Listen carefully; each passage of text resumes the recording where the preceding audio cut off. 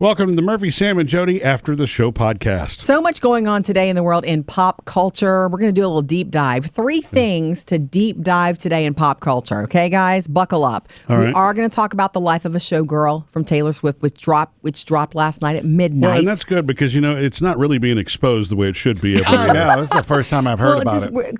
Quick thoughts, because I've dabbled in a few songs, and I have a funny story to tell you about our youngest daughter, Phoebes, Murph. Okay. We are going to talk about Keith Urban and Nicole Kidman and their divorce, which we heard about, was it Tuesday this week? Anyway, dealing with that. And there's some fallout, so we're going to touch on that. And then Cracker Barrel. Third story in this After the Show podcast will be Cracker Barrel and them parting ways with that Their marketing company. That company that rebranded Consulting them. company. And the ones who got rid blaming for the problem. Who they got rid of, the ones who got rid of Uncle Herschel. So first of all, The Life of a Showgirl. Hope they get what they want. I just want you. This one's called Wish List, and it's one of the first ones I heard this morning. I'm not a stay up until midnight person to listen to anything. And I don't want to listen to all of it at one time because I feel like I'll burn. I've never been one to jump on new music right away. I like it to slowly enter my life. But the funny story here is this, Murphy. So Phoebe, our youngest, is the Taylor Swift person of our family. Yeah. She will listen to, she has her favorite songs and why she loves them, and she can talk extensively about Taylor's art and the work and the lyrics. And she plays music. She can play a couple of them. Oh, she does. Yeah. She does play some of Taylor Swift when she does live gigs. Yeah. Not all. She plays a lot of old stuff, but every once in a while she even said that. She will throw in a Taylor Swift, and she notices the crowd, the younger crowd, go in with her and start singing, and the women. And then she'll throw in an old song. And she said one time, was it More Today Than Yesterday? Yeah. She said that Spiral Staircase. She played that, and she said for the first time in her whole set, this older couple stopped what they were doing and turned around and watched her do that song. Oh. So she knows to do all different time frames, time periods of music. Anyway, so I had dinner with Taylor and Phoebe last night, just a quick girls' dinner, me and our girls, Murphy. And we didn't talk about Life of a Showgirl. We talked about their lives. You know, Phoebe has this midterm exam she's working on right now that's due midnight Sunday, and she's got 3 of the 5 done and things like that. She's doing a little road trip today. She's going to visit her boyfriend. Mm-hmm.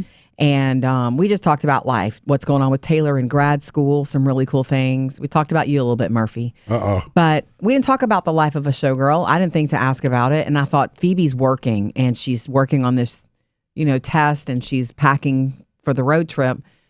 I texted her just a little while ago, hey, some of these Life of a Showgirl songs are great. I've listened to a couple of them. And she said, yeah, I heard a couple at midnight.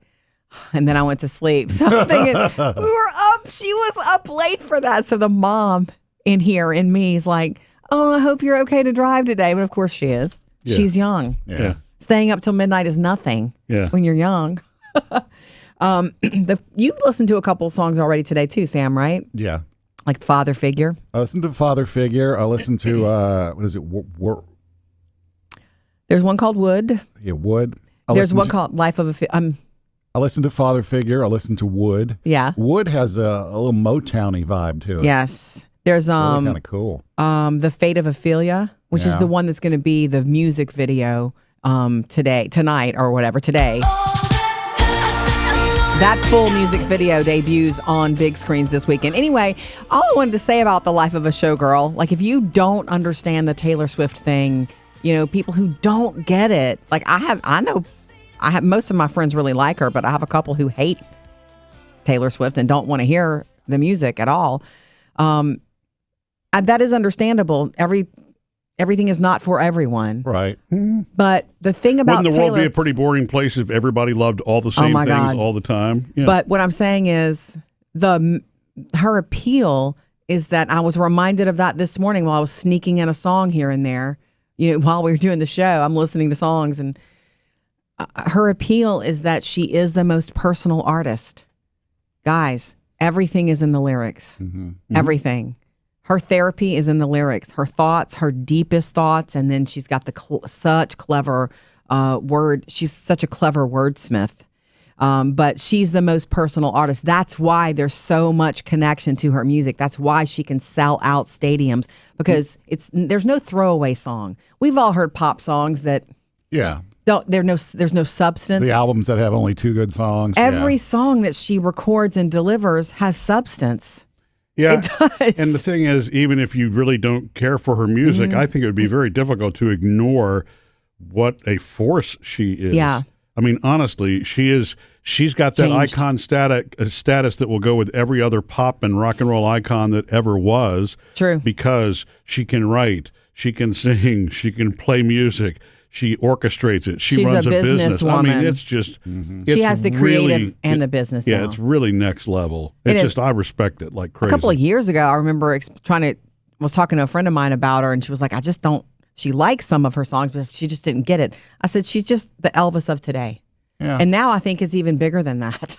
It feels like it is, because what she's accomplished, Yeah. She's like the Elvis of today. Look at all the records that she's setting. So, yeah. Yeah, and when is there ever going to be another tour like the Eras tour? I mean when she may not be able to top herself. Yeah, no kidding. I doubt that. Okay. You guys want to move on to the divorce of the week that I'm still seeing headlines about it, and we all hate it so much. It's Keith Urban and Nicole Kidman. A couple of the subsequent stories that are coming out now, it's all about, you read these headlines that she was supportive of his career, but he was not supportive of hers, apparently. You're hearing that he, well, we don't know that. That's some writer somewhere, with a keyboard. We don't know that. I've seen, even on my post about it earlier in the week, someone commented, I'm deleting all of his music.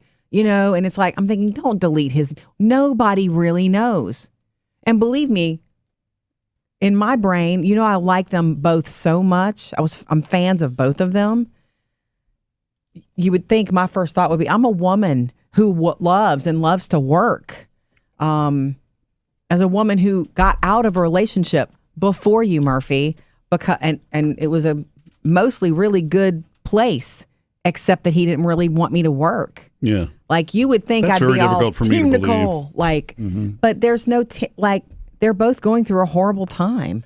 It's probably a horrible time for Keith Urban right now, because he knows that his reputation, his, the court of public opinion is hurting right now, because people are judging him based on these rumors. Well, I mean, it's like anything else.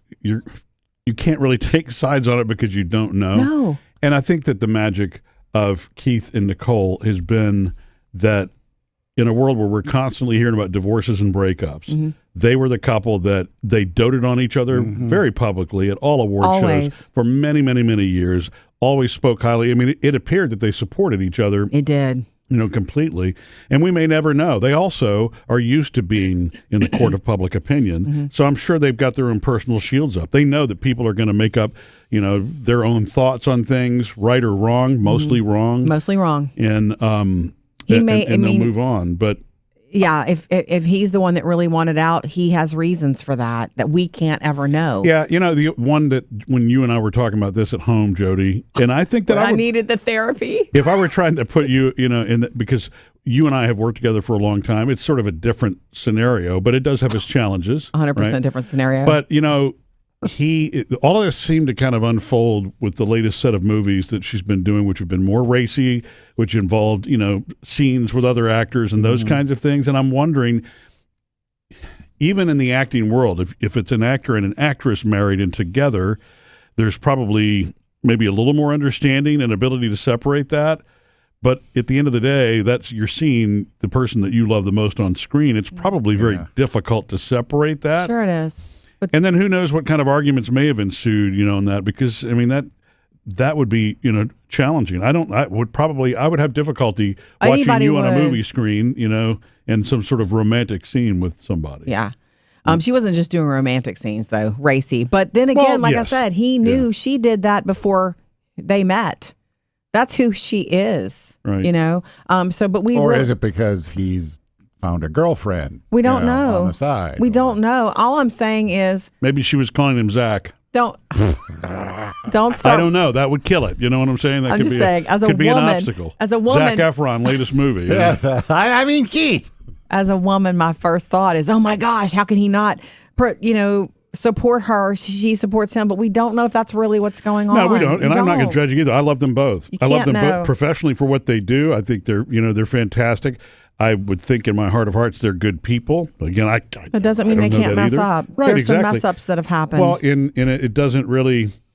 I think it's really sad if somebody's choosing sides. I know that's a human thing, Murphy. but I mean, that is the court of public opinion. People I are know. choosing. That's why people are saying, I'm not listening to him anymore. Oh my but gosh. see, I'm not. I don't have any skin in that game for me. She does. Okay.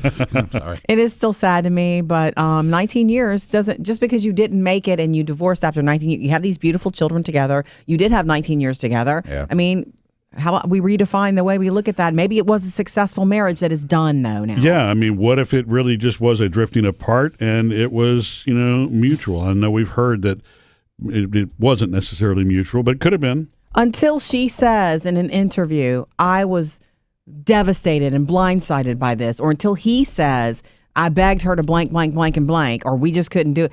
You don't know. We all know that, hopefully, when you were in your parents' home growing up, you learn the subtext. You learn to read between the lines that the only people that really know what's going on in a household are the people in the household. Mm-hmm. Yeah. And in a relationship, their kids may not even know what's really going on.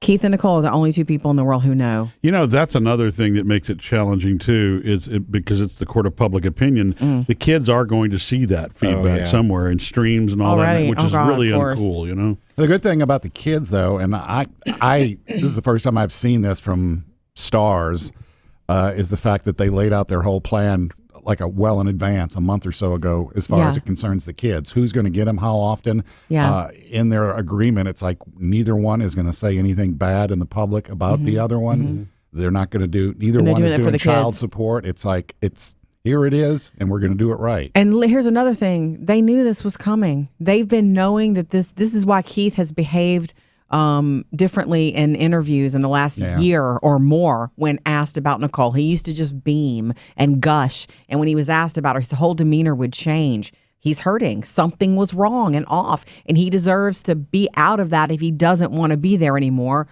That's my opinion. Her too. Mm-hmm. If she was feeling like he was asking her to be someone she is not, she has the right to go, this is who I am. You can love yourself more or first. You kind of have to. You have to love yourself. I always say that, women, yes, love your spouse, but love yourself too. Men, love your spouse, but love yourself too. Mm-hmm. We don't know what's going on. I'm still sad about it. I love them together, but 19 years. Yeah. They got these beautiful kids. We'll see. Maybe we'll know one day. Well, you and me are going to be at 26 years. I know. November the 12th. So. I know. And no one No knows. plans. Yeah. Would you like to move on to Cracker Barrel? Oh my God. They've ended their working relationship with the consulting firm that was responsible for the rebrand after all the backlash that they took. Drop with the new logo that dropped Uncle Herschel leaning on the barrel, and they took a hit. Their value went way down. Their shares they were going to start redoing all the insides of the restaurants to make them more slick. Yeah. I wanted to talk about it. I know we mentioned it in 3 Things to Know today, but right, and when you say value, you need to explain. It was $160 million their market in value. loss, right? In market value. Yeah. It's a significant mistake. You have to do something about that if you're going to be able to stay, in business. Especially when it was positioned as something that was supposed to improve lagging sales already. Right. That's the opposite direction, This is just such an interesting conversation that we did not have time to go into it in 3 Things to Know today, but I just want to say this. Yes, we all know that if you run a business, you do have to look at it from above. That's why people have consultants can come in, people have coaching, and people have, outside opinions. As the times change, we do have to change with them in our businesses. So that's what happened here. They brought somebody in, they're like, this is Cracker Barrel. What do you think we should do? And the difference here, this is why I want the documentary on it one day. The difference is the best thing they offered us was the nostalgia. Yeah. The biggest thing that's that what they're we built loved on, about it, And that's where the mistake was. It's not that they shouldn't maybe clean up some things. It's not that they shouldn't have somebody come in and take a look. And, they should. It doesn't mean not be progressive. They have an app, all of that. They're trying to be progressive, but don't abandon what your customers and fans are there for. What you're known for. Yeah. Mm-hmm. Yeah, and don't forget it's a good lesson. The biscuits, too.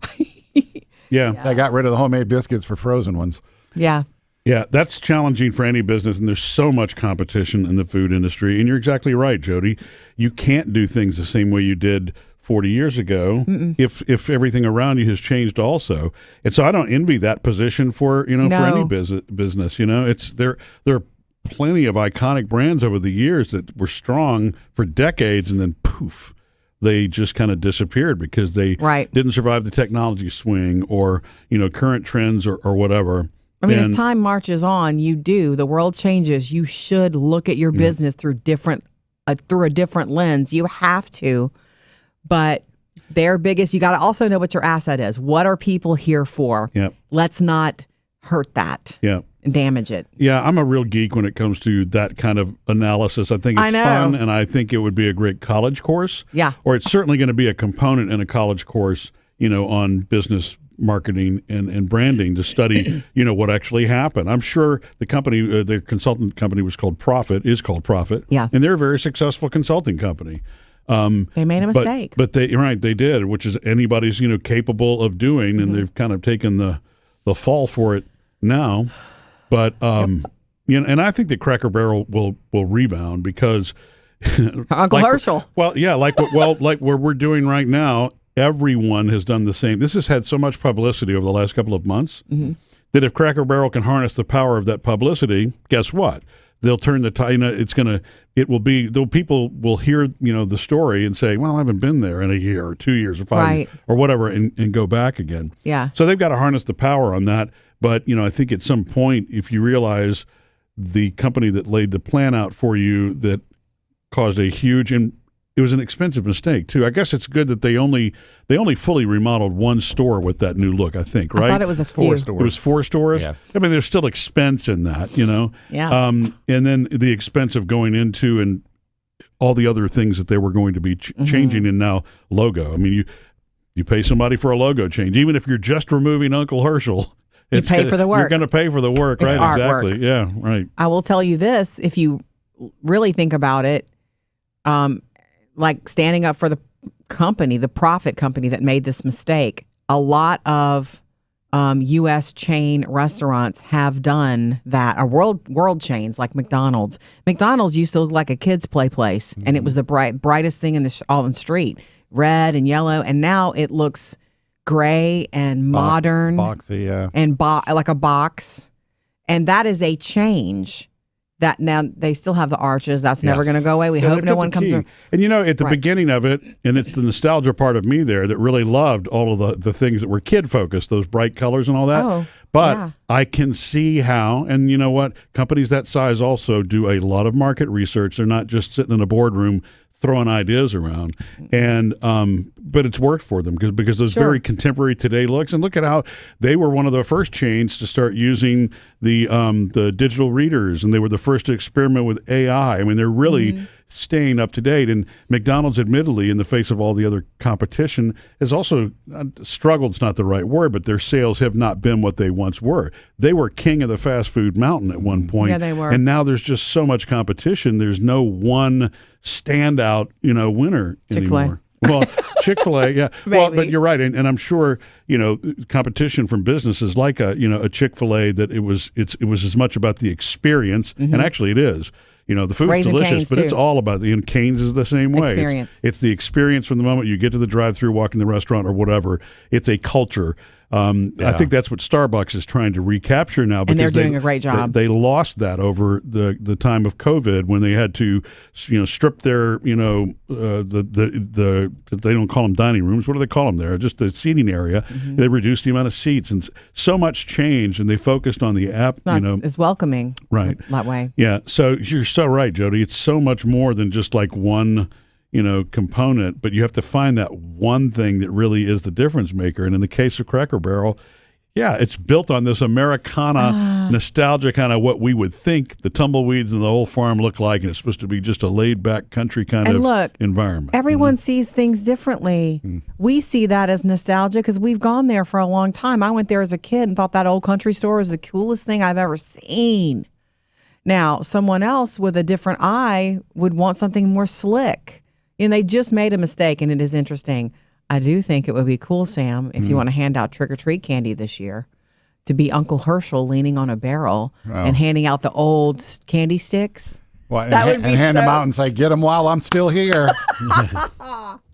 Subscribe to the Murphy, Sam, and Jodi podcast. Free and easy.